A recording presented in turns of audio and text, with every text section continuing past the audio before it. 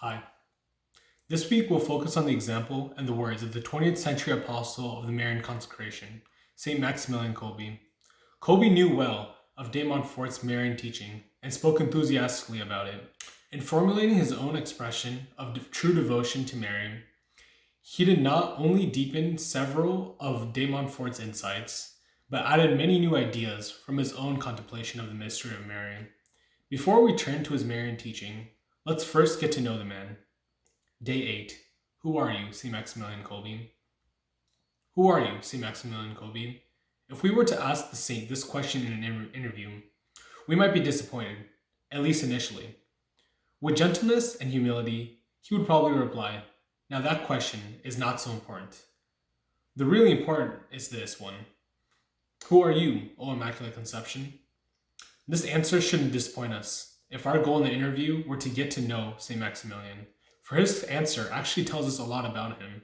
In fact, one great passion of his life was to come to know the mystery of Mary, particularly as she revealed herself to Saint Bernadette of Lourdes. I am the Immaculate Conception. Why did she call herself the Immaculate Conception? Isn't her name Mary? Tomorrow we begin to reflect on this intriguing mystery. Today, let's see what, in a hypothetical interview, Kolbe wouldn't have answered.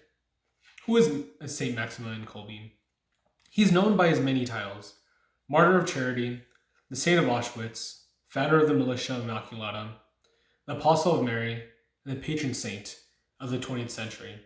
But before all this, he was just Raymond Kolbe, who in 1894 was born to a poor Polish family. And from the beginning, one wouldn't have guessed he'd eventually be a great saint. In fact, one day his mother was so frustrated with his behavior that she yelled at him in aspiration, "Raymond, what will become of you?" This shook the boy to the core. Filled with grief, he immediately turned to the Mother of God, asking her, "What will become of me?" Then, he went to a church and repeated this question. The future saint recounted what happened next. Then the Virgin Mother appeared to me, holding in her hands 2 crowns, one white and one red. She looked at me with love, and she asked me if I would like to have them. The white meant that I would remain pure, and the red, that I would be a martyr. I answered yes, I wanted them. Then, the Virgin looked at me tenderly and disappeared. The white crown of purity came first. Raymond confirmed himself in it as Brother Maximilian. He professed religious vows, one of which was chastity. But his purity was not just of the body, for there's another kind of purity, purity of intention. A person practices purity of intention when he directs his thoughts, words, and actions, not to himself or another creature, but to the divine purpose or mission, and ultimately to God. Perhaps of his natural intensity and passion, Kolbe felt a particularly strong desire to give himself to a specific mission or goal. One of his classmates in the minor seminary relates, he often said that he desired to consecrate his entire life to a great idea. Kolbe's great idea eventually crystallized into what he called the Militia Immaculata, which started in 1917 with 6 of his fellow seminarians. The MI, as they called it, truly was a great idea, at least in the sense of its ambition. Its goal was nothing less than to bring the whole world to God through Christ under the generalship of Mary Immaculate, and to do so as quickly as possible.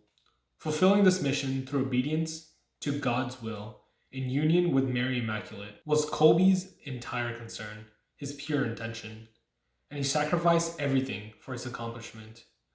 Which brings us to the Red Crown.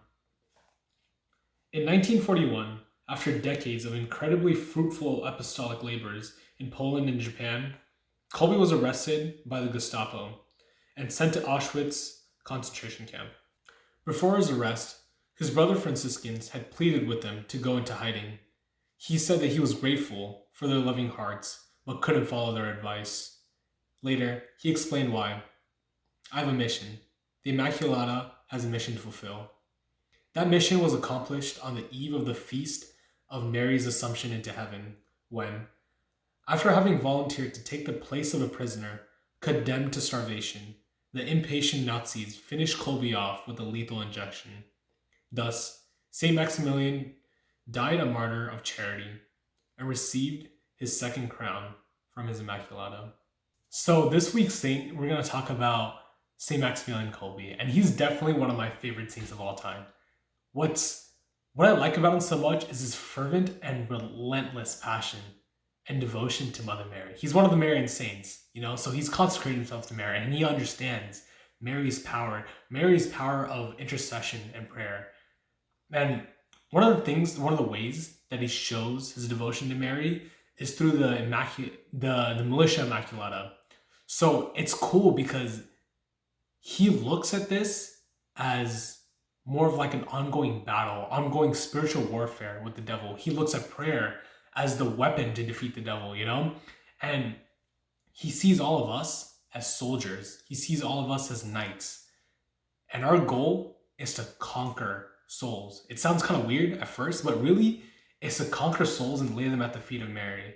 It's to let other people just know how strong and powerful Mother Mary's intercessions are, because that's the most beautiful, amazing, and awesome way to get yourself to the Sacred Heart of Jesus. Mother Mary knows, you know what I mean? And St. Maximilian Kolbe knows this.